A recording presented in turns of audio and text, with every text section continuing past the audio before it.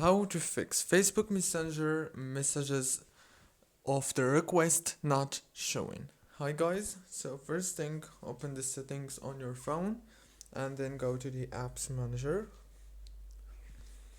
Now when you open the apps, wait a few seconds right here,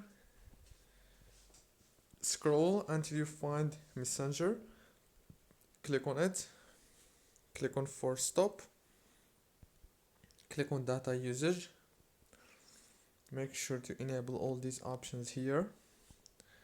Go back to the settings on your phone. Go to the wireless add networks. Enable the airplane mode for 5 seconds and disable it. Go back to the home page. Open the Play Store. Search for Messenger and click on this update option. You can do the same thing on the iPhone App Store. Don't forget to like and subscribe.